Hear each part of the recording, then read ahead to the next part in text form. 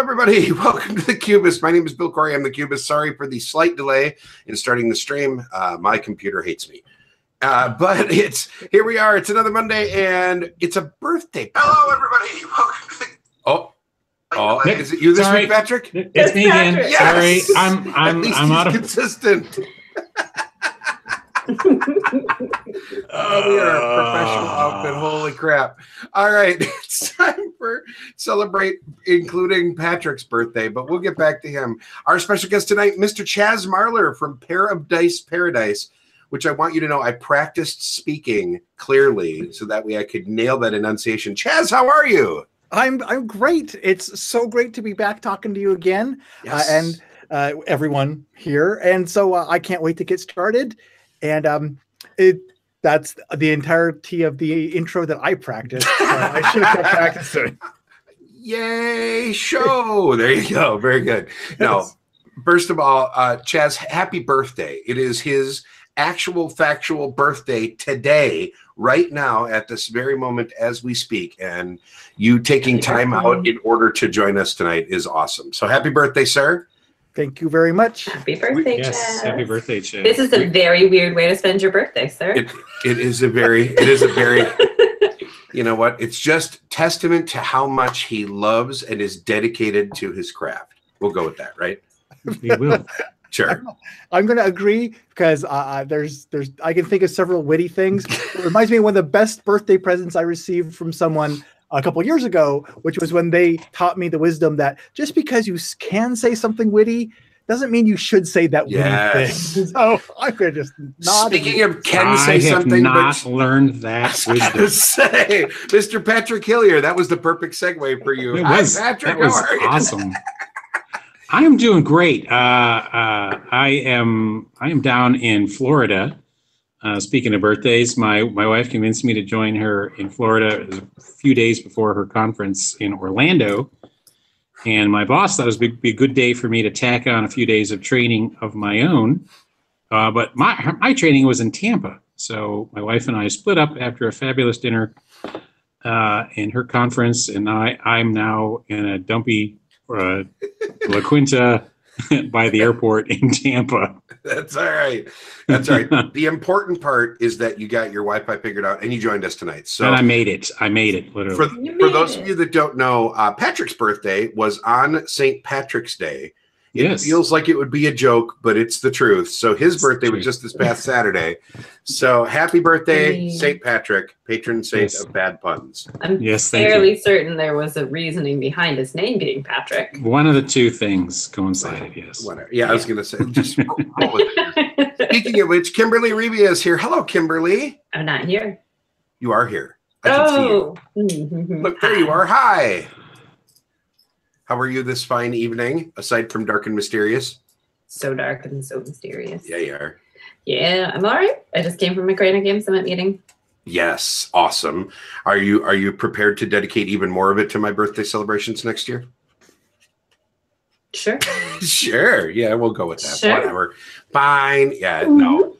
Anyway, tonight's going to be a lot of fun. We are not only celebrating Chaz's and Patrick's birthdays tonight, but we are also talking about there is nothing sexier in the world than talking about crowdfunding creative projects, right? And so this is going to be a little bit more of an esoteric conversation. We're going to talk about the ideas of crowdfunding and monetization of content tonight. And we'll explain how Chaz ties into that as we get into our main topic a little bit later. We'll leave that as a little bit of a surprise. But first, let's start with our opening segment, what we always start with, which is what have we been playing lately? Chaz, you want to go first, since I think yours is probably the glitziest of all of the things that we're going to talk about, huh? Ooh, yeah. I played Diamond Encrusted Monopoly. Very glitzy, very glamorous. Now, I had the good fortune of being able to go to the Gamma trade show in Reno, Nevada last week. And so I got to see a metric ton of new games that were being released and coming up and being talked about by various publishers.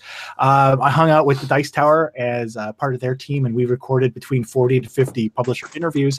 And they had like a game night where they actually set out the games and let people come up and play them. And one that I had my eye on but wasn't too sure about, that I got to dabble in a little bit. You didn't get to play a whole full game or anything, but you did get to dabble, as it were. Is a game called Thanos Rising by USAopoly. And I really wanted to check this one out because it has a stunning table presence. It has like this 5-inch figure of Thanos right there on the front center of the table, and cards around it, and a little thing with these big crystal gems and such. And with this toy Infinity Stones. The Infinity, yeah, and I can't remember. I remember during the interview, they had to either call them the Infinity Gems or the Infinity Stones. They had to call them one or the other because of licensing reasons. So when you watch the video the Dice Tower made, pay special attention to which one they used because they had to use it. They actually had to cut and correct themselves a couple of times while we're recording the video. But with such a toy factor, every now and then a game that has a big toy factor like that, it's all just eye candy and there's not a lot of substance to it. And to be honest, at least from my point of view, USAopoly has made significant strides within the last couple of years, but historically they've kind of had some hit and misses historically. So whenever they have a game like this that's coming out that they're producing, I'm really curious to see, if there's real game to it. And I was impressed by what I saw. Thanos is going to be kind of doing bad things. A big Thanos figure is going to be actually kind of pointing towards these cards and other events that are around him in a circle, kind of like a clock ticking around, either clockwise or counterclockwise, a few notches. And so you don't know exactly what he's going to do next, but you kind of have an idea based on what's near him as he kind of moves around. And then you have the gems or stones or whatever they are, the infinity items on this other board that you're working with as well and collecting cards. And all of those pieces working together actually made a cohesive game. And it was pretty interesting. I was intrigued enough that when Origins runs around, I definitely want to try it out in full depth. Nice. It is very pretty. It looks like, so I've got the BGG page open here, and if Google Hangouts would start playing nicely, I would be screen sharing so that way everybody could see it. But for some reason, it's kicking my butt today. Failing. Yeah, the toolbox failed on my end too. Did USAopoly do the Harry Potter game? Yes, the deck buildery one. Yep. Yeah, I mean that was a big hit for them. Yes. Yeah. I think that was one of the games they had like 2 or 3 in a row, and that was one of them that made me stop and go, wait a minute, USAopoly is really committing now, and that was one that really caught my eye, got him on my radar. I think so. Yeah, we did a show a while back about intellectual property tie-ins and how they were getting significantly better as time wears on, and how they used to be sort of a joke in gaming, but now we finally started to transition to the point where it seems like game companies are taking them seriously and actually putting some effort into them. And we've had like Sen-Fung Lim and Jesse Wright on the show to talk about Legend of Korra, Pro Bending Arena a little while back. And we've talked with other people about, different IPs over time. And it's that balance, right? Of you have to capture the IP well enough to hook the people that only know the IP, but you also have to make the game good enough that you don't want to throw your box at the clerk, 20 minutes after you buy it because you realize that there's not actually a game in there. Do you feel like this leans too hard one way or the other, Chaz? I thought, now again, I didn't get to play a full game on it. And I also was kind of hovering. I was actually doing the camera that focuses in on the product during the Dice Tower interview on it too. So I got to like zoom in on the components and stuff as they were doing their demo. I thought that it straddled the boundary between the two pretty darn well. It definitely captured the IP. You definitely, with the minis and the cards and the gems and everything that you're working with, it definitely captured that feel of we're struggling to get these infinity items, whether they're stones or gems or whatever they are, infinity whatnot. We are. I definitely had that feel to it, and with the way that you were mitigating Thanos's actions, and you were kind of going, okay, he can go to these 3 spaces, so we know this is safe. Let's do this. From what I gathered, it also had a lot of game to it too. It seems so. I believe that when the time comes, we will be judging our games based on a certain scale, and I don't want to give away what my judgment on this game is. So I'll save that for a minute. Well, I was going to say, this is actually the point when you would do that. Okay. So right at the end of your so you have reached that point. Sorry to kill your tease there, but yes, on the Cubist scale, where do you think this is going to land? Now, we're bearing in mind that you haven't had a chance to play a full game yet. Yeah. What do you feel like? Based on that, I would give it a play it. I didn't play enough of it to say buy it. I was intrigued enough that it's better than forget it. So, and you don't want to burn it because all that plastic's going to make fumes, and that would be unhealthy. So I would rank it a good solid play it. Give it a try. Yeah, I'm interested in this one. It's really just going to matter for me on whether I actually get around to seeing Infinity War when it comes out or not. I'm really hit and miss on movies, and so I want to see, because by the time this is out, of course, the movie will be out and people will have gotten their fill of it. So it'll be interesting to see whether the buzz survives the movie launch and that the game continues on. Like Hogwarts Battle has, came out, I don't know, years after the final movie came out. What, a solid 5 years after the last movie was released and all the books were done. I mean, they had Fantastic Beasts, so I guess they sort of had a little bit of a resurgence, but it doesn't have anything to do with Fantastic Beasts aside from the fact that it's magic. So it has survived on some nostalgia, but also it had to be a solid game or it wasn't going to work. It'll be interesting to see where this lands on that same sort of metric, right? Like if it actually works moving forward after this. Very cool. Absolutely. All right. So you're calling it a play it, huh? Yes. All right. Thanos Rising, Avengers Infinity War, by the way, is the full title of it from USA Apoli. And it's pretty. Go check it out on BGG. It's got a lot of neat stuff. All right, Patrick, you were playing games on the bus. What is this? Well, I'm gonna go off script a little bit here. First in the chat, there's been a lot about Chaz's sexy voice and stuff. That's true. Sexy, smooth quality. Yeah, that's what I got for my birthday. Yes, I got mine. That's awesome. That's awesome. Anyway, I'm going to go off script a little bit. Since you mentioned USAopoly, I wanted to throw in my at work. They wanted to take us all out for lunch on our birthdays, and she said, "Where did you want to go?" And I said, "You know what I really want to do? I want to order in pizza and play Telestrations by USAopoly," and that's what we did. So I posted pictures of that on Friday, and we had a blast. That is probably one of the best games ever to play with a group and have laughs, and anyone can play it. I don't play for points. That is a must-buy game on the Cubist scale. As far as I'm concerned. And if it was me, I would say, I'll even go a step further and say, I think if you're going to buy it, you buy the 12-player party pack and just be done with it. Get the bigger one, because this is one of those group games that if you're going to end up attracting more people after you start. Mm-hmm.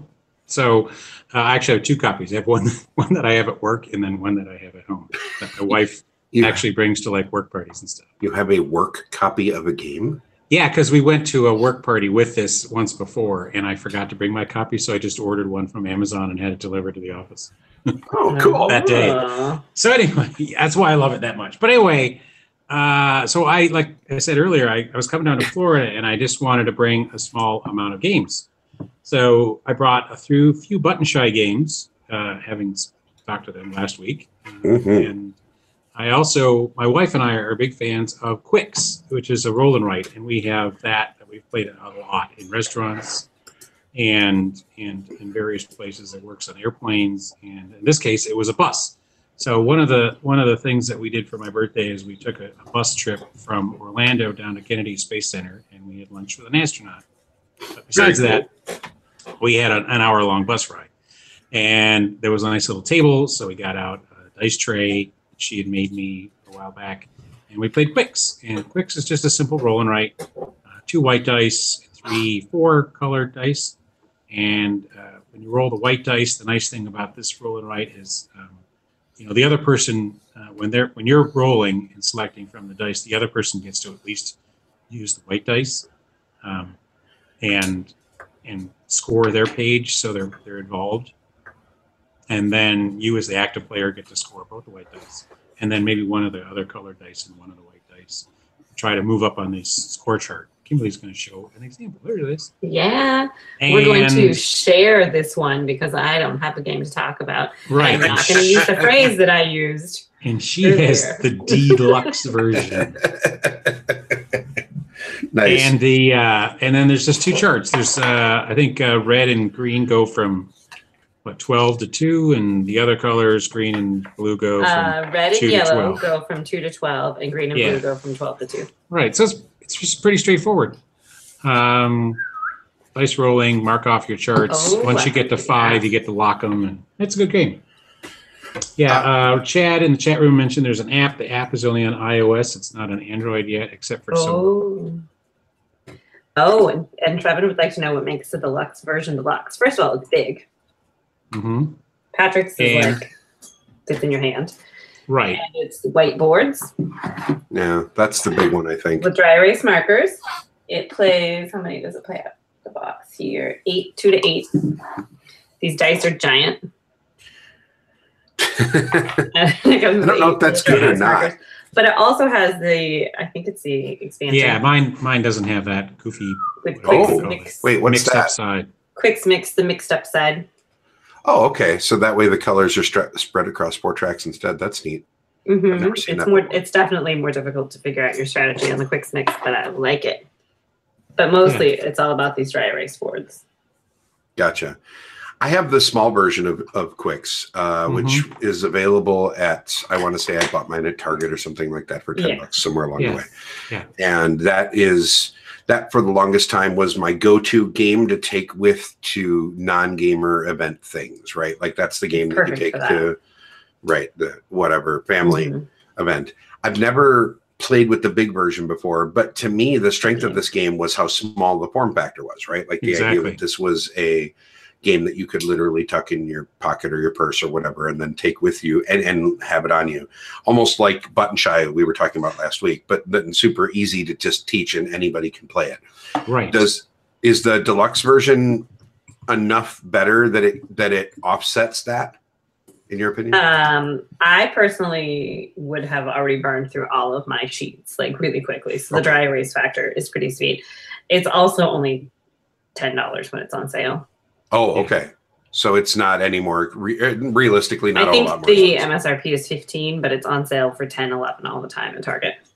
Okay. What is the thermal printers make the small version cool? Now, I don't even know what that means. I'm apparently not smart enough. Chad, you're going to have to explain what the hell a thermal printer is and why we care. Maybe he's just being so hipstery. Oh yeah, well that does sound like Chad in the chat. All right, so let's start with the two. Let's start with the two versions of this. We'll start with the regular version. Patrick, Quick's the basic. Buy it, play it, forget it, or burn it. Oh, definitely buy it. It's cheap, and we've got, like I said, we've just gotten a ton of play out of it because it fits in anything. It fits in a pocket or shirt pocket. It's not much bigger than a deck of cards. No, and we just played it everywhere. I mean, that's awesome. And then Kimberly, the deluxe version. Buy it, play it, forget it, or burn it. It's a buy it for me, but like Patrick said, if you want it in the tiny version, buy that one. Same game. Yeah. I like the deluxe slightly more, but yeah, I think it does not fit in a pocket. But though I am a woman and we're not allowed to have pockets anyhow, so yeah. I just got into a rant fest with another woman friend of mine talking about women's pants and how stupid the pockets are, and I'm like, y'all need to just start shouting at people and. Oh, we do, but yes. Well, maybe we'll start shouting with you. I buy pants and things strictly by pockets now. So dumb. I like these jeans, but these pockets aren't going to really do anything. There you go. Yeah. All right. Well, that is awesome. And I am actually not going to talk about a game this week because we got Kimberly to talk more than I thought we were going to do, which was awesome. So, haha. I almost said the phrase that I said I wasn't going to say. We talked about Quicks. Yes. Yes. Shared is a much more appropriate phrase. It's a co-op. It's not. All right, moving on. Anyway. No, let's get into our main topic. The name of this episode is I Pledge Allegiance, ... which was cheesy, but I enjoy my puns. And the reason, yes, exactly. The reason that that name, and this is the promised segue that I was going to try and shoehorn in here, is that Chaz is a Okay, now help me understand the relationship between you and Pod Pledge, just in the interest of full disclosure before we go any further. Sure, Chaz. sure. The simplest way to define it is I built it. I have a background. I've been a web programmer, PHP and MySQL programming primarily, and e-commerce since 2001. And when a couple of years ago, when the need for a crowdfunding platform that had several features that I really wanted, but I couldn't find, when that opportunity came up, I realized, oh, wait a minute, I can build that. That's what I do for a living. So I built the Pod Pledge platform and said, well, I might as well just add this to my repertoire of software that my company builds and maintains and manages. And that's how it was born. Yeah, no. Okay. So the reason that I'm bringing this up is because tonight we're going to be talking about crowdfunding your content and specifically Pod Pledge. And I wanted to talk about Pod Pledge specifically because Patreon has been sort of in and out of the news over the last, I don't know, 3-4 months or whatever, with a couple issues that they've had and a couple hiccups. And there was a big dust up a few months ago about they were going to change their fee structure. So that way the fees were absorbed by the people, the patrons, rather than by the creators, thinking that the idea would be that then the creators would get to pocket more money, everybody wins. What actually ended up happening was that it unduly affected people that were pledging smaller amounts to multiple creators, and they ended up paying a ridiculous amount in fees. And so it ended up just kind of getting chucked out the window before it ever got implemented. It never actually hit, but because the announcement went public before the actual quote unquote feature did, everything went to hell in a handbasket for them, and they retracted it real fast. Enter Pod Pledge, and not enter Pod Pledge, because Pod Pledge had been around before this. Pod Pledge launched the middle of last 2016?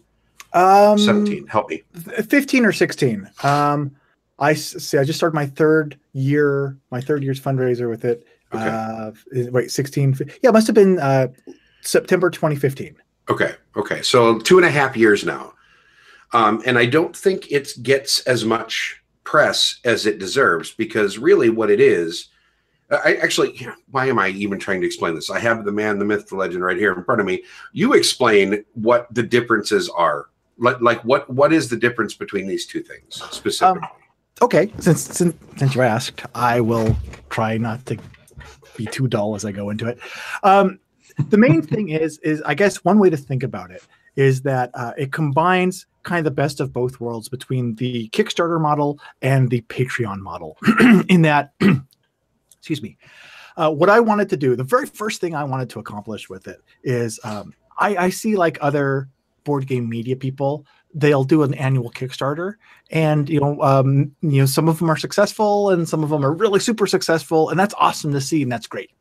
And so I was like, well, maybe, and I tried Indiegogo, which is kind of the Coke versus Pepsi of Kickstarter versus Indiegogo. I actually used Indiegogo my very first year, and I had a modest little success with that, which was great.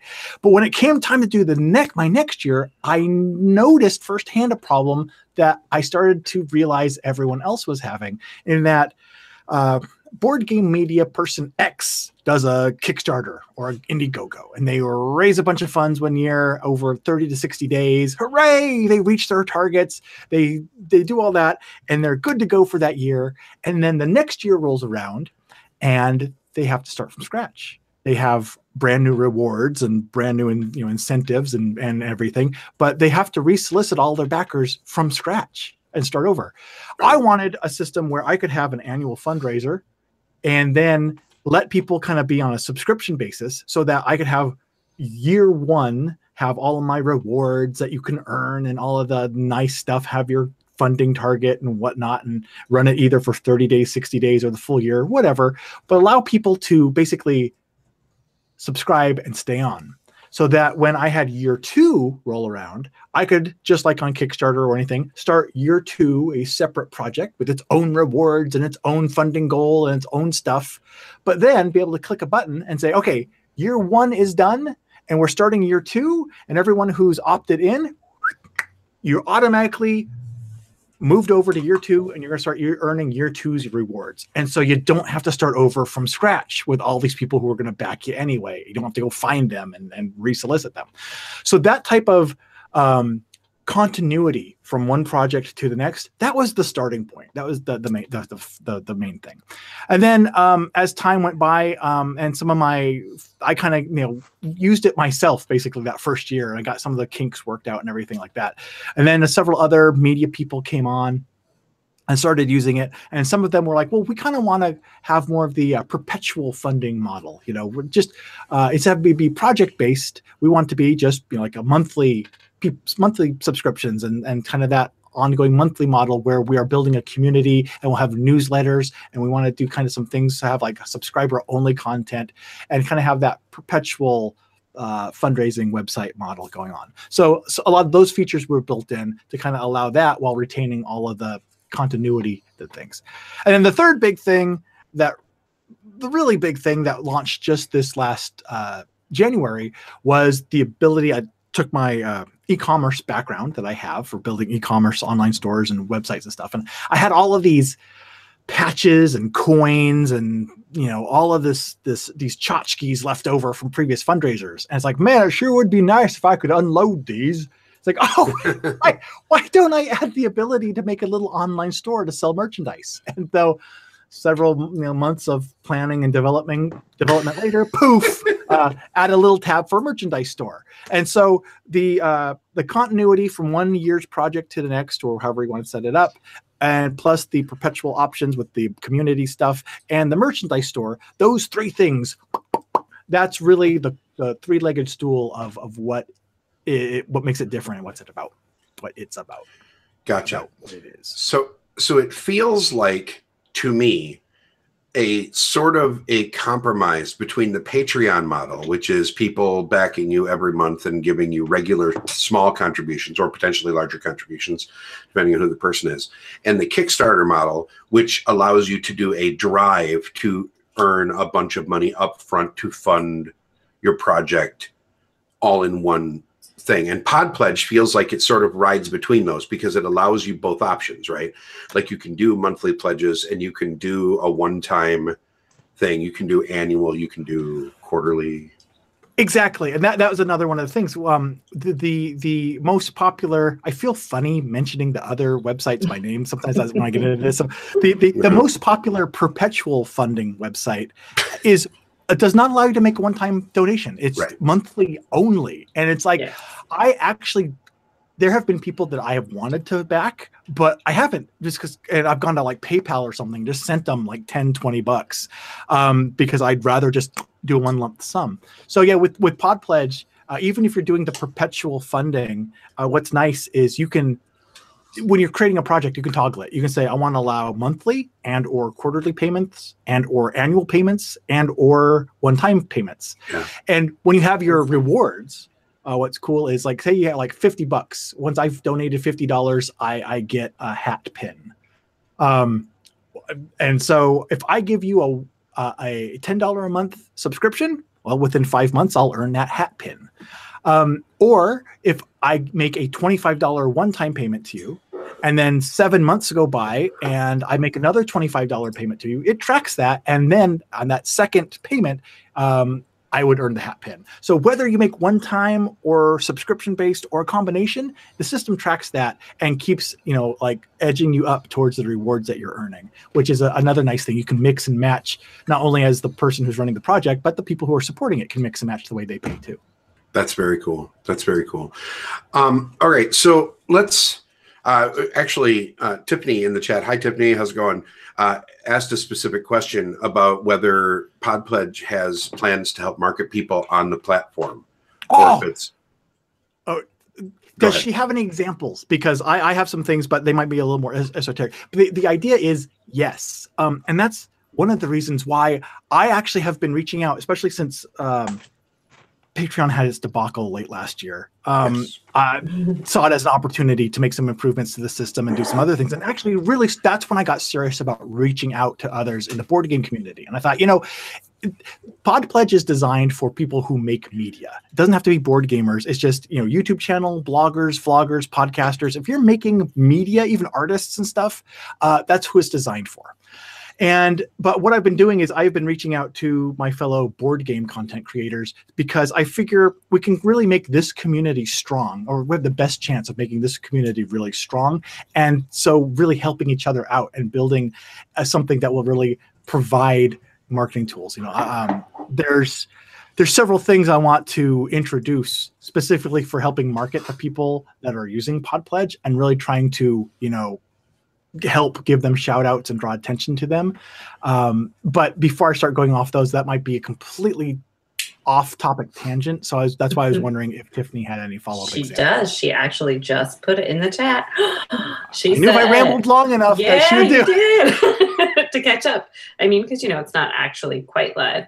She says, well, so Patreon and Kickstarter have explore options and highlight certain creators and makes recommendations to users. Excellent. Yeah. There's like milestones that the site is planning to hit. Currently, as of today, there are 14 different projects running. So a full-blown like search and like creator of the week highlighted thing doesn't quite make sense yet because there's kind of right now the pool is big enough that everyone can be seen. But there are definitely plans to do that type of thing. Also on the Pod Pledge Facebook and Twitter stuff, I've been trying to give shout outs to people when they create their projects and things. Created a creators only Facebook group too for people, because one thing I've been doing and I've been experimenting with and want to be doing is I'm hosting a every 2 to 4 week kind of creator only live chat where we talk about strategies and things that we can all do and tips and things, better ways to use Pod Pledge and just better ways to kind of use social media too. So I want to really get invested and involved with this community, and it's one of those chicken the egg things almost. It requires that critical mass, but getting to that critical mass requires working in the community too. So again, getting the word out too. I think that there's probably a pretty significant segment of society, or at least our little hobby, that has no idea Pod Pledge even exists yet. Sorry, Chaz, not trying to be mean, but it's completely new. I don't think that's So it's one of those things where we're still sort of getting the word out, Oh yeah, no. I totally appreciate everyone who takes the time, to talk about it, to discuss it, because it's always what it's going to take. Right. Okay, so what Tiffany was saying though, actually, is that when you go to the main page of Pod Pledge, it's about Pod Pledge. Oh my goodness, I'm so sorry that she has to scroll to find the creators, and that's the main. That makes sense. There is on the top menu of the website, there's a browse projects link that goes directly to a page just with the projects that are there. And that actually is a newer edition. That's from last January when more people started to come on.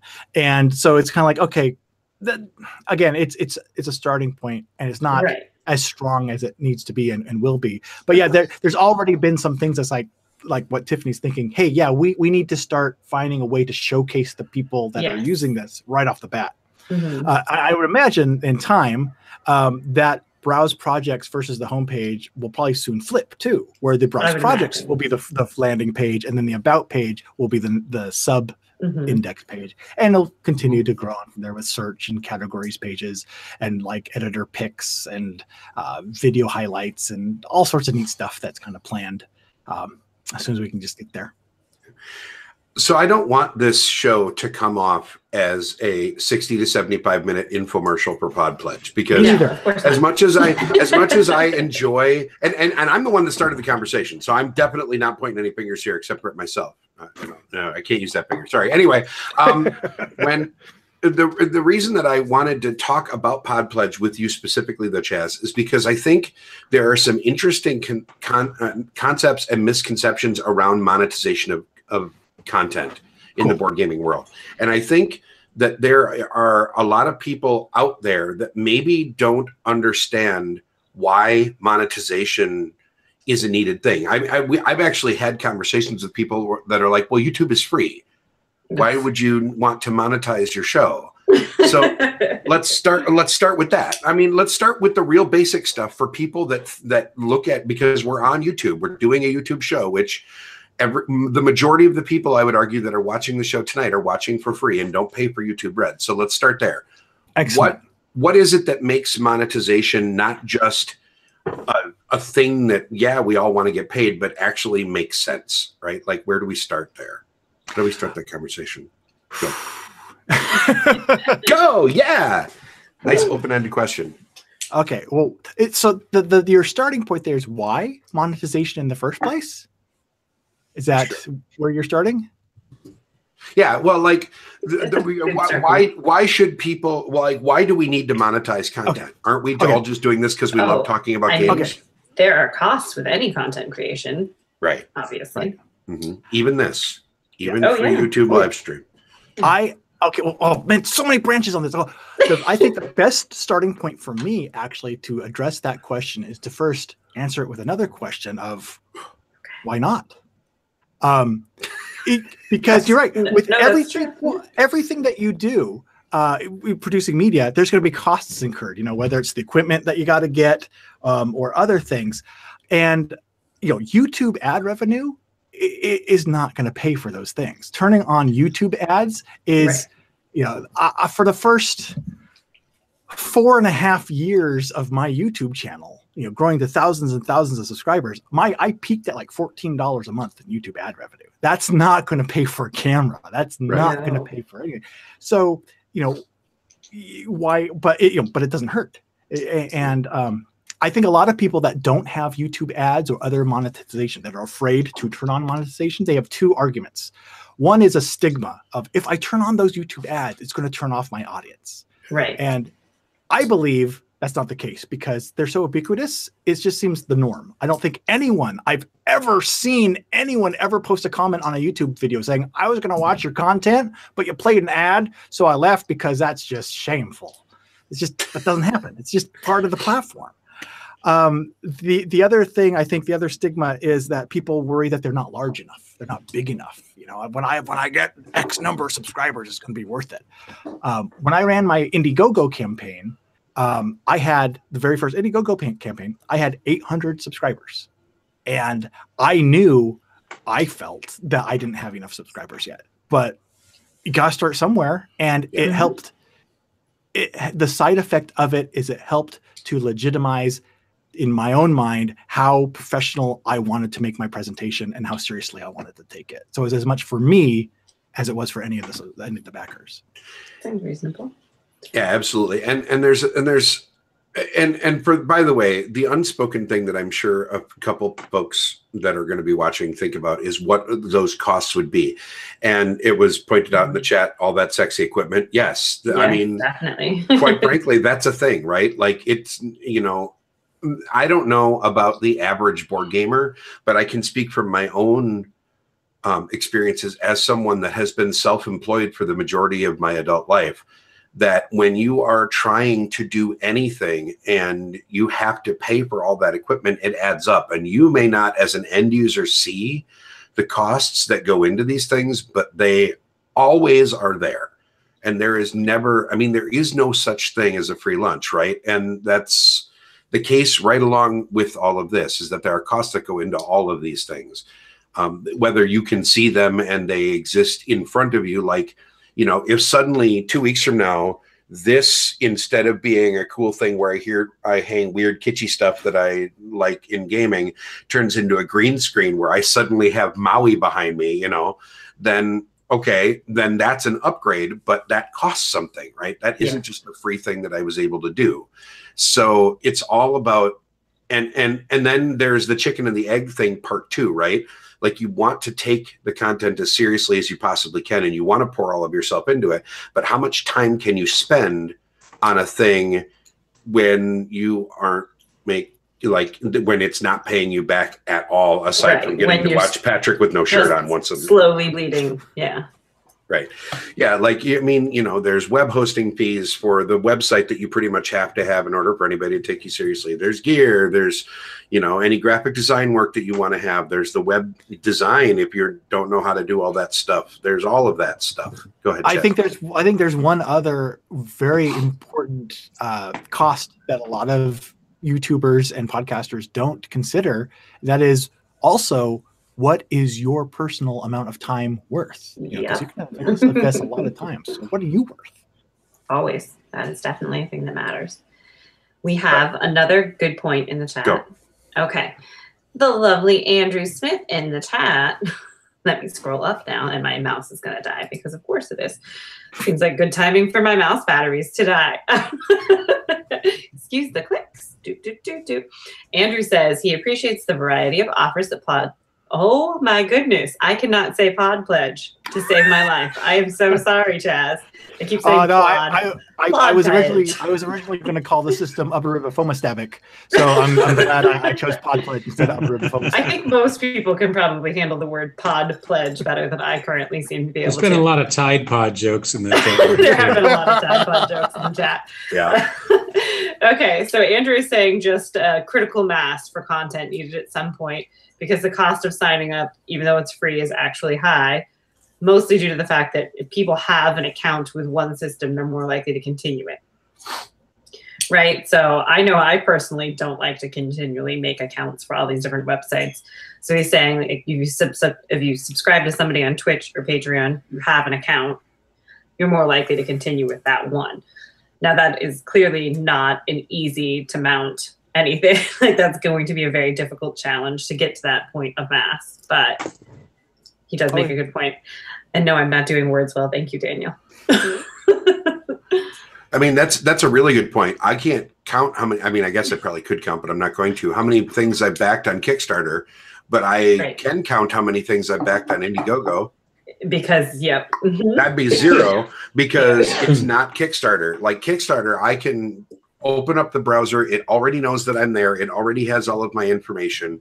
I just have to click on a cool project and I'm like, oh, look, there's a thing that I did. By the way, Paul, I backed Australia. I think I'm mad at you, but I did it anyway. You're welcome. Anyway, but yeah, like, you know, that there's a cost to the time that you spend doing all of that maintenance work in order to get to the point when you're actually going to actually make a actual factual, which by the way, that's your fault, Chaz, that, you know, make a donation. There's time and effort that goes into it. And how much of that effort are you willing to spend?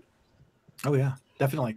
I think that is one of the reasons why I think a wise approach with what I'm trying to do is say, okay, well, here's the community I'm involved with. Let's try to focus on the board game community instead of trying to shotgun it and just say, hey, everyone who makes media, come see this thing. Because I think every time that you have anything that's a new decision, a choice, or something for the person to do that they're not used to, that's a barrier to entry. And anyone, even when you're running a project, even if you're running it on Kickstarter, finding how to reduce those barriers to entry is critical in getting people to back your project as well. I mean, I think that we had we didn't really have much of an issue there, but as members of Punchboard Media, when that first launched, similar thing. Mm-hmm. That's true. Right? True. I mean, we had a good showing going in and we've done very well, I think, but that's always a point to make. Yeah, the absolutely. Media, it works better the more of us that are in the network. Obviously, the more we can benefit each other and share. And it's a thing. You gave us a natural excuse to use it. I know. I did. And then you see how I worked that in? I tried to every show, Bill. Yeah, but you were supposed to do the punchline with it. I was waiting for you guys. Members of Punch. Patrick, take us home. Member of Punchboard Media. Where we all bring something to the table. There we go. Yay, we have to try. Look, that's harder than sneaking teach you. Only taken like 10 episodes. That's much harder. No, yeah. So I mean, there's a good point here, right? Like the more content creators you have and the more the word gets out, the more that this is going to become something that people are going to embrace and be okay with. And so the reason, Chad, I noticed that you very cleverly pointed out that as of today, you have 14 content creators on there. Did you just call him Chad? I said Chaz. Because we have Chad. Whatever, it's Chaz. Fine. It's Chaz. Whatever. Chaz, you know that I love you. Anyway, the reason that there are 14 now is because the Cubist is officially a creator on Podpledge as of today. Oh, that Nice. answers Ben in the chat's question. Yes, today we launched our Podpledge creator page. So if you go to podpledge.com/thecubistpodcast, you can go over there. For all of you that don't like to support the show through Patreon or like all these other models of being able to pay when you want, how much you want, or whatever, look, we did it. We did the thing. So We did the thing. And I will say, Chaz, I personally really like that pay choice. I hate to have a monthly pay to anything. So instead of Patreon, I will usually try to just throw cash at people at conventions, buy them a dinner, a drink, coffee, whatever, or I will use that coffee website and buy them coffee. That's send them $5. Kofifi? Kofi. God. Kofi, right? Don't- Oh, yes, Bill. Also, we should throw a link up to our pod pledge, probably. It There you is go. in the description for the YouTube video already. Oh my Nice. God, that's Oh, perfect. I Because don't see it's it. almost as if I have been paying attention lately and Oh. remembering to put links in the description. It is in the description. It is for the there. I YouTube video. verified. It's right down there. So once again, though, for those of you that if we ever get the audio version of the show back up and you can't see the YouTube description, it's podpledge.com/thecubistpodcast. We'll get there at some point. So. Yes, every once in a while I plan stuff out. Thanks. I appreciate it. It's not real often, but it is what it is. So, all right. So there, look at all those cheap plugs we crammed right into the middle of this thing. Wow. Look at how many. Oh, the Punchboard media link is broken, though. Thank you, Tiffany. We'll fix it probably, hopefully, maybe. Uh-oh, what? The Oh, boy. Punchboard media link is broken. In the description, I'll fix it. I'll fix it as soon as the show's over. Thank you. I've discovered the hard way that if you open the YouTube window while the show is going, you suddenly get time shifted audio. I mean, what, And- Patrick? What? Yeah, and then We you love hear, you, and then you hear my audio. Yeah. The only reason we laugh is because you are now consistent with it, Patrick. That's it. Yeah, it's twice. Okay. 2 times. Oh, Tiffany's even telling you what's wrong with it. There's an Oh. exclamation point added into the link. Gotcha. Okay. Thank you, Tiffany. Thank you, You're the Tiffany. best. You're the best. All right. So let's backpedal up. Good.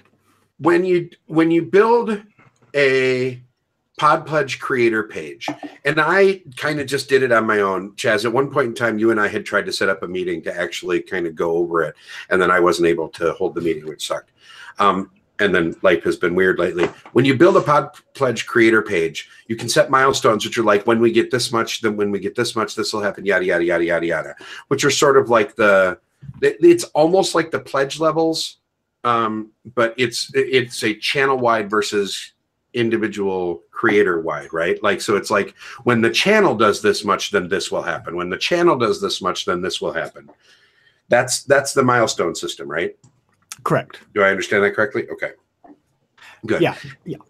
And then within there is also another section where you can put specific merch that you want to sell right through Podpledge. So that way you can sort of create your own storefront within the same thing, which is kind of rad. Like when we do our merch through a website called teespring.com, because it's offsite print on demand. So like when people order, like Paul did, thank you, Paul, you're the bomb. Paul. Yeah, Paul, wear it with pride. By the way, I'm really disappointed in the distinct lack of Cubist shirts I saw at Granite Game Summit. And I didn't see any pictures. There were 4. Brandon had one. He's in the Rojas, chat and room. I have a picture of him in his Yes, Cubist I shirt. saw Brandon, his one, and that was it. Dang it. But anyway, so we go through Teespring because they do all of the production on demand. So I don't have to hold any stock. I don't have to pay up front hundreds of dollars to get pins or iPhone cases or mugs made. I just send people to the thing. I wish I was kidding, but all 3 of those things are actually on the cubistpodcast.com if you click on shop. I'm just saying, you can get a dorky ass iPhone case with our sub logo on it if you really want to. I don't know. But anyway, we do it that way. Banana pants. Or the banana pants shirts, yes, which I believe we have still sold 0 of. So if you want to be the first person ever to I have sell, not looked at our merch. We have two. We have a couple different designs. We'll leave it there. I tell you what. There's your impetus. Go to thecubistpodcast.com and click on shop at the top of the link. That's way easier than trying to remember the Teespring thing. I just went through the Teespring link on the YouTube. Oh, look how smart you are. Are there plans, Chaz, to be able to incorporate third-party merch like that into PodPledge? Yeah, that's of interest to people like me that can't afford, quite frankly, to pony up money or stock up front. Yeah. I mean, that's actually that's something I'm hoping they'll come back to at the end is kind of features that people are looking for in fundraising that might be a good thing to add to the kind of tentative to-do list, but that's later.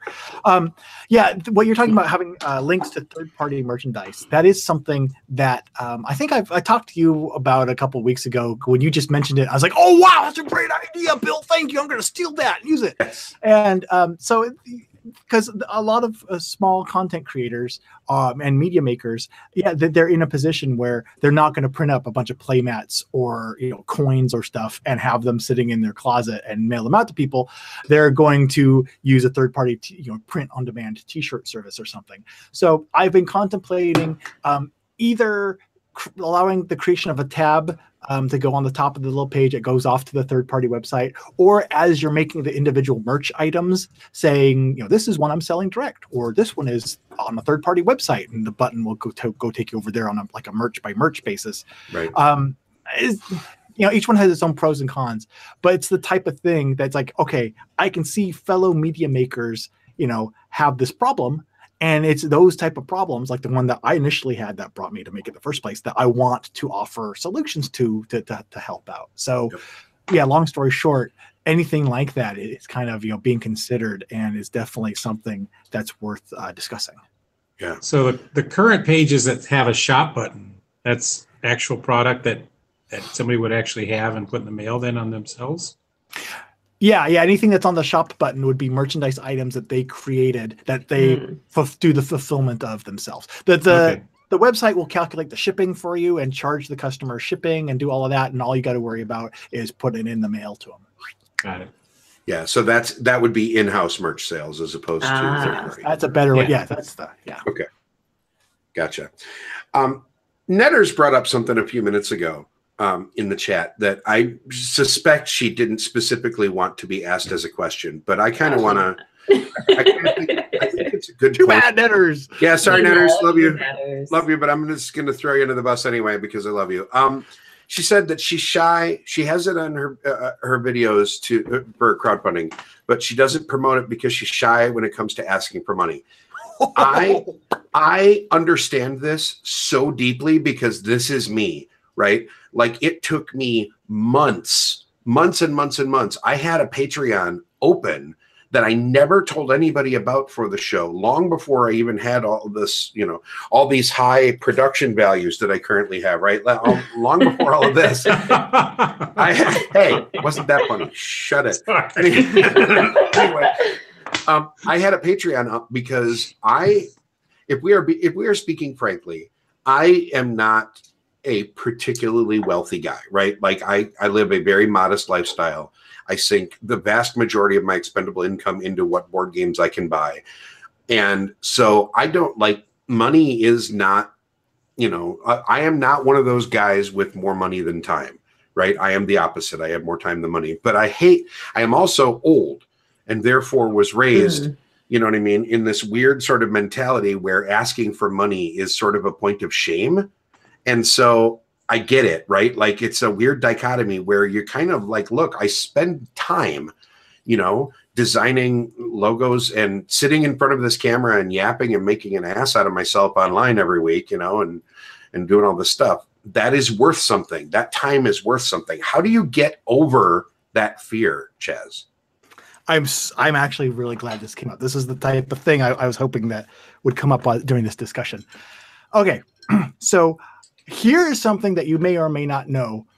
I am the world's worst salesman. I hate talking about self-promotion, I start to stammer and get nervous, and I'm starting to do it now, even talking about it. I talk about other people's stuff all day long. You know, that's like, hey, I really like this thing. I believe in it.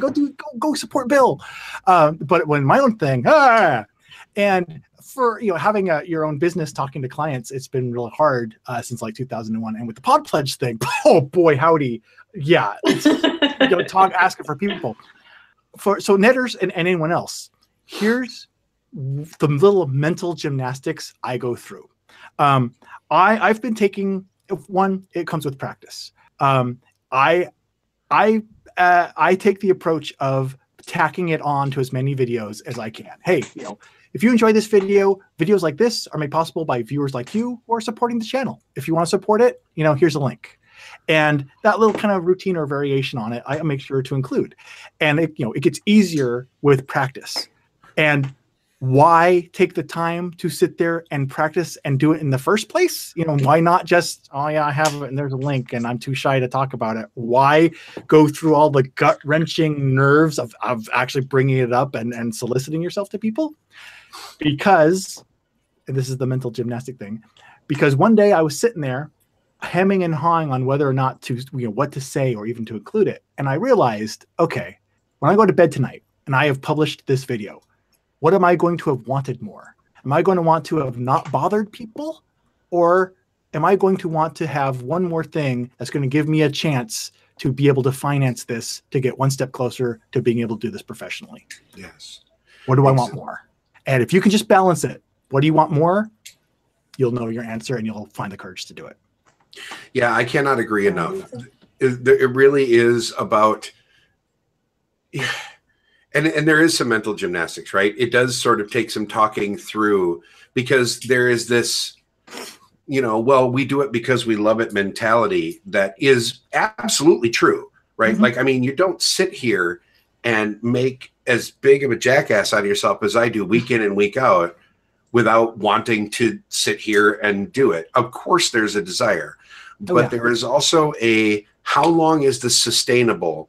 How long can you keep doing it before eventually the bastards grind you down, as my fancy new tattoo says.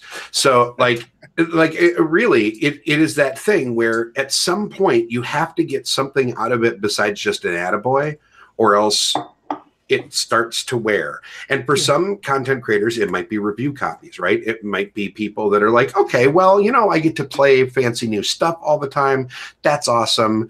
This covers that, it's going to be different for everybody. But I think that's, you hit it right on the head, is you have to sort of mentally kind of cheer yourself on and be like, you also have to believe that you're worth it. That's the other half, right? Like, yeah.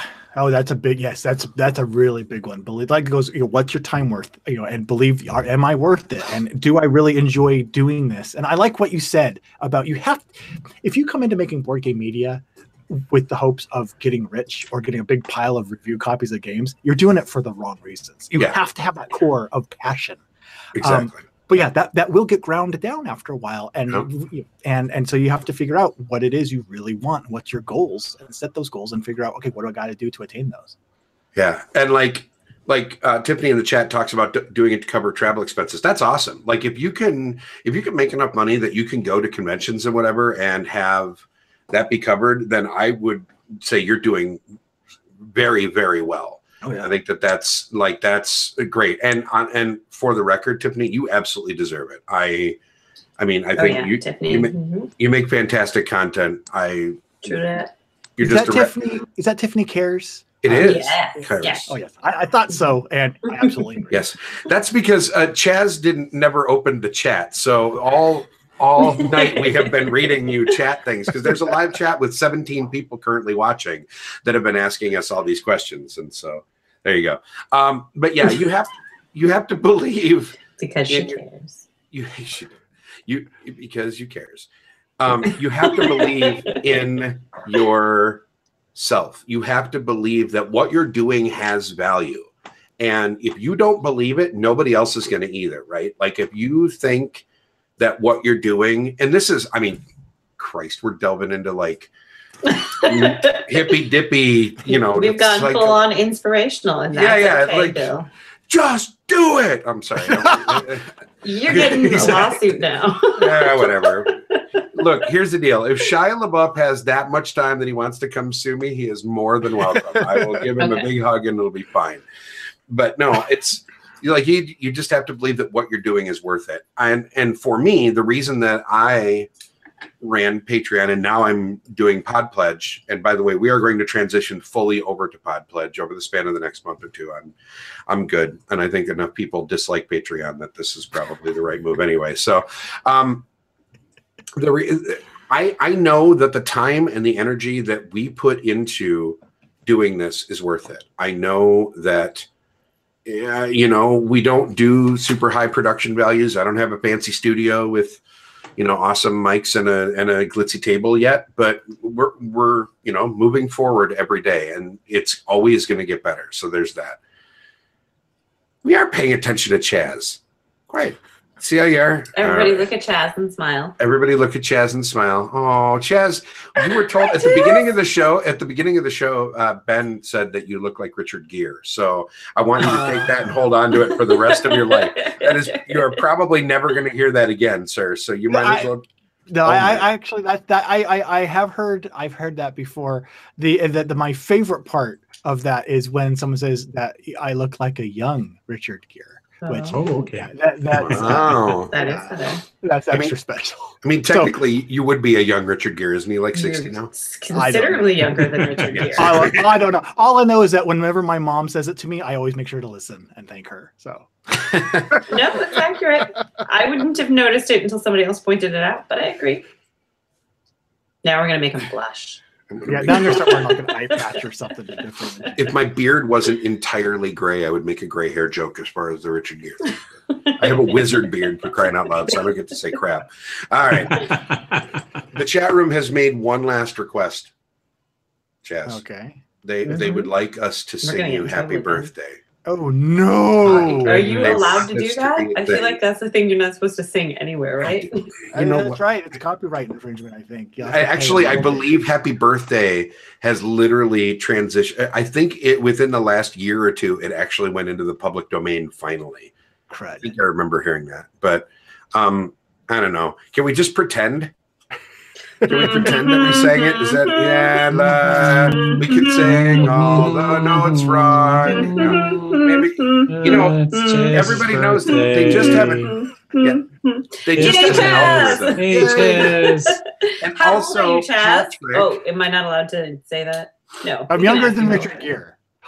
You are younger than Richard Gere. I think you're my-ish age. We're gonna go with that. Chaz is the same age as I am for the next 9 days, and we'll just leave it at that. So those of you know how we much did the math before the show. Yes, we did a little pre-show math.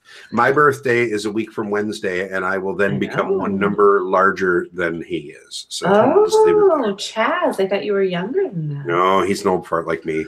He's just aging more gracefully than I am, and also doesn't have a dwarf beard. Bill, he's getting those comment.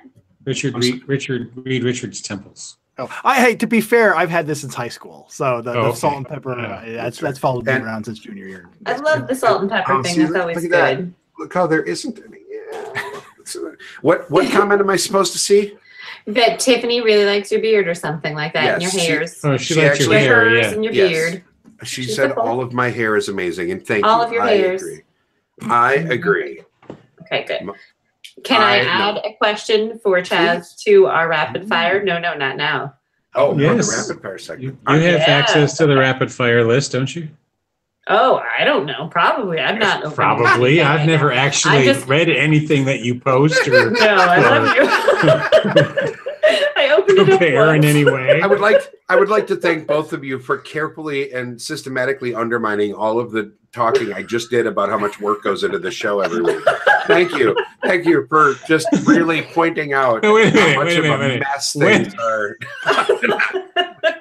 When did I post the rapid fire questions? Like Friday? Like a week ago, yeah. Yes. I mean, it's been a busy couple of weeks, kids. All right, Come on now. Kimberly, yes. Put it in the show chat real fast. I can't see the show chat. I can't show that. Never mind, it's done. No. Yes, but yes, I will take one out and let Kimberly ask one. All right. That's We can fine. just Let me throw it see. on at the end. There you go. I'll take out number 3. So here, that was a dumb question anyway. So, Right. Sorry, can I be self-indulgent for 1 minute Yes. to cover for this BS that's going on? Chaz, I'm really sorry. There was questions about the tattoo. Here. We're like There's the children. tattoo. We are like children. There's the Yes. brand new tattoo, ladies and gentlemen, that I got this week. This was my birthday gift to myself. See, I didn't think that was real. It looked like marker. No, that's real. It was a stencil. You were seeing the remains of the stencil. Okay. It says illegitime non carborundum, which is a bastardized version of Latin that says don't let the bastards grind you down. Nice. So that's my birthday gift to myself. After the the month that I have had, it felt like a good thing to remind myself of on the daily. So, and it's doing well. I would say, considering it's only 3 days old, I don't want to kill myself yet. So that's exciting. It looks good. It's not itching to the point of making me crazy. I'm calling it a win. Yeah. So there you go. And All what right. spell does that cast? What spell does this cast? It causes exactly one finger on each hand to raise up and greet you. Okay, That's what it is. just checking. Mhm. All right, I'm circling back to the Harry Potter. Bill, we- did you see Tiffany's tattoo? Yes. I just Okay. want to say, spank it when it gets itchy. Yes. Might be a new tagline for Patrick, but I'm Oh, not Jesus. sure about it. So, all I'm right. just glad that I didn't have to say the thing this time. Ugh, There you go. people are All right, horrible. You Patrick, people how are did I do horrible. for stalling? Did I stall okay? We are good. Are we We are ready? all Are you- good. We are ready. Chaz, are you ready for rapid fire? No. There's No. no way to be Change- ready. You know change this, Chad. chairs. This chair I'm in, every time I get up, it's not conducive to podcasting. This is not a podcasting chair. So one moment. All right, you changed chairs. Yeah. Set You- At change. least it's not like a squeaky chair like Brandon. Or that I used to have. Oh, When I Max first is started the really show, I had a squeaky, too. real bad chair that made awful noise. And as the chat room likes to point out, I am a very big fan of sitting and spinning idly back and forth while I'm yeah. talking on the show. So when I had the old crappy chair, it was bad. All right, so real fast before he gets back on there, Patreon folks, thank you so much. I really appreciate all the support you've given. However, it's time to move on. Podpledge.com/the Cubist podcast. The link is in the YouTube description. You can go there. I will get it changed. The Patreon is going to stay up for the next probably couple months while we get everything changed over and while I get the website updated, because there's a Patreon button on the website, and I don't want to close that down and have that be a broken link. So that'll stay there for the moment, but head to podpledge.com/the Cubist podcast. Let's get all that stuff transitioned over. I sure would appreciate it. That would be awesome. And thank you, everybody that buys merch and supports the show on Podpledge and Patreon before this. Thank you so much for that. It's not free to do this stuff, so we very much appreciate it. Where is the bash, Bill? Paul in the chat. You mean my birthday bash? There isn't going to be much of one because my life has taken a weird left turn over the last month. So this is going to be kind of a chill year, but maybe I'll make up for it next year.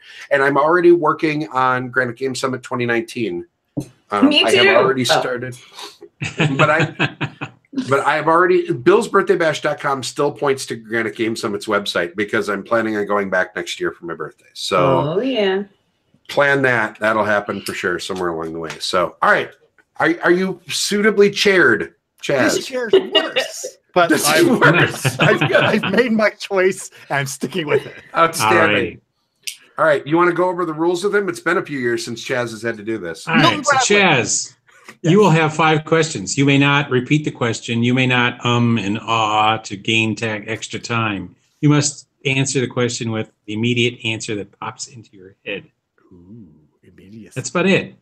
Milton Is Bradley. that simple enough? When in doubt, just yell, Chad. Just yell something. Yeah, just Yeah. spit Especially something Milton out. Bradley. And there's You can do only it. 5, or is it 6 or 7 or There- 4 or There are 8? just 5 or 3 in that range. Okay.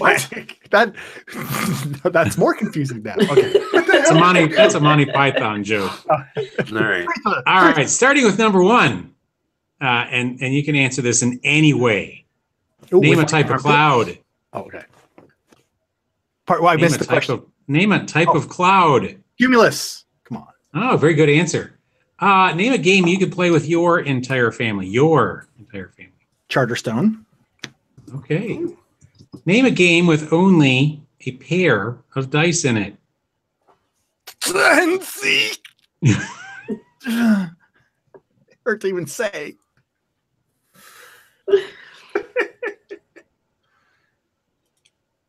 Don't have a clue, huh? Tenzi. No, he said so. He said Tenzi. I grunted out Tenzi. There's like 10 dice in Tenzi. But they're pairs. Come on. Oh, all right, we'll let that slide. So my good friend Megan Naxer suggested a question. Megan.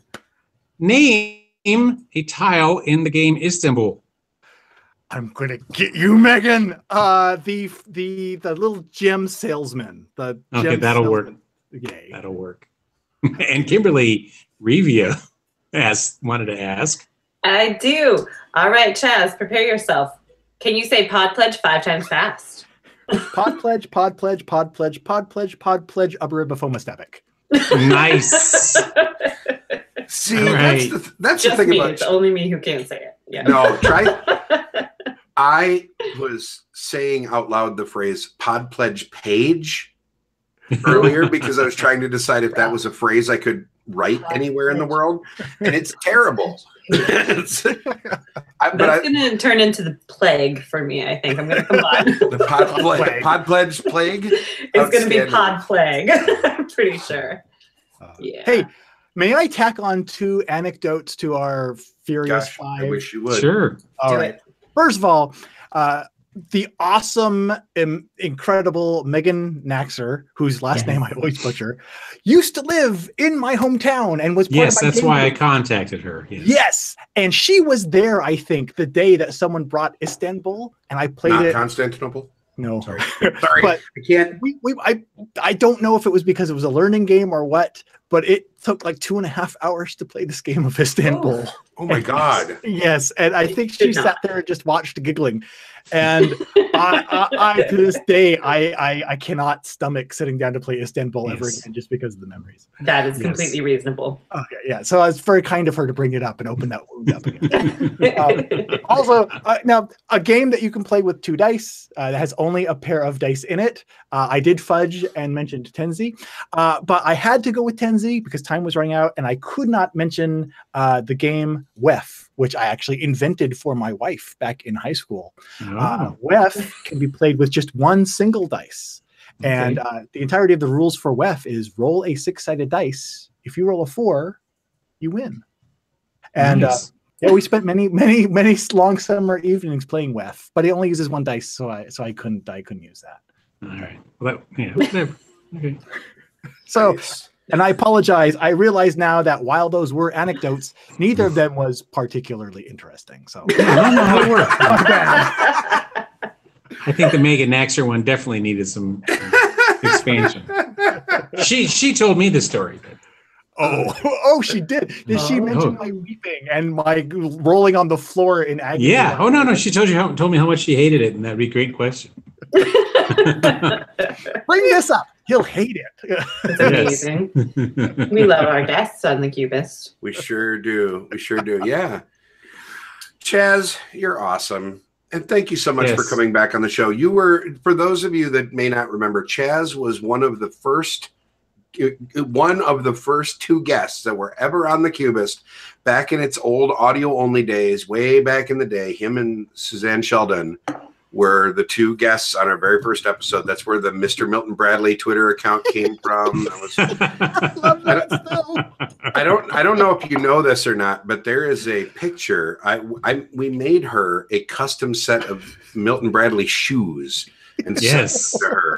We actually bought like stupid puffy paint pens and like painted Milton Bradley logos all over a pair of tennis shoes and mailed them to her afterwards as a thank you gift for being on the show. And needless to say, that went over well. But Chaz has always gone above and beyond to not just be a friend of the show, but also not just be on the show, but also be a friend of the show, and has sent me many attaboys over the years. So Chaz, you're awesome. Thank you so much for being on the show. We appreciate it. Oh, well, thank you for having me on. It's just always great to have an excuse to sit down and talk with you. It's we don't get a chance to as often as we should. Yes, I agree with that wholeheartedly. All right, we have come to the much revered cheap plug segment of our show. Chaz, if people want to know more about you, well, and what you do, they can find out more about me at a place on the internet we have barely even talked about. That's Podpledge. Boy, I thought we were going to talk about it this episode. I know, right? For my video production work and whatnot, content-wise, you can reach me at the Pair of Dice Paradise YouTube channel at youtube.com/pairofdiceparadise, all one word, or at www.pairofdiceparadise.com, which has links to the YouTube channel, the Twitter, the Facebook.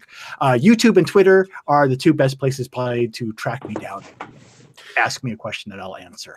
And I want you to know I even remembered to put that link in the description for the YouTube video this week, too.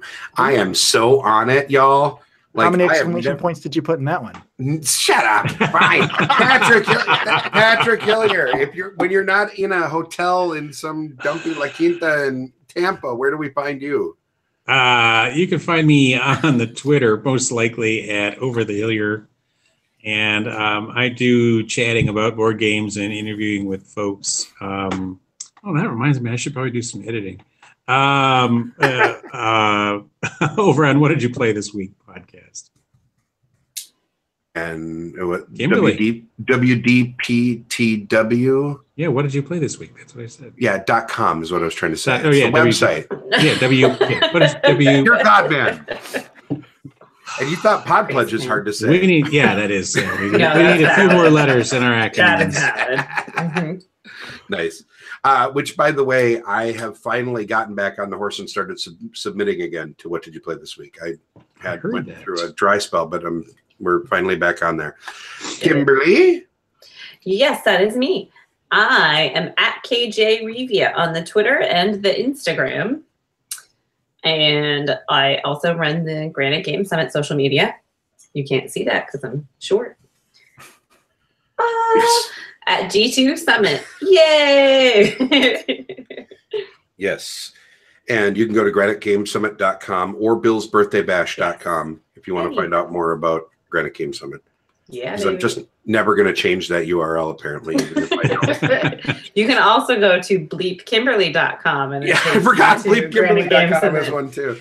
We have a lot of vanity URLs. And, of course, for the show here, you can go to thecubistpodcast.com, and you can go to podpledge.com/thecubistpodcast if you want to support the show financially. Otherwise, go to thecubistpodcast.com and click the links across the top of the website for lots of ways to get some merch, support the show through Patreon or Podpledge. Like I said, the Patreon will stay up for at least a little while longer while we get all the things transferred over. You can follow us at Cubist Podcast on Twitter, follow the show, or you can follow me personally at Bill Corey Jr. Thank you so much, everybody, for joining me tonight. Chat room, you guys are awesome. Thank you so much for hanging out with us tonight. Lots of fun. Always a good time with y'all. Everybody have a fantastic week of gaming. We will see you all again in 7. Be good. Bye.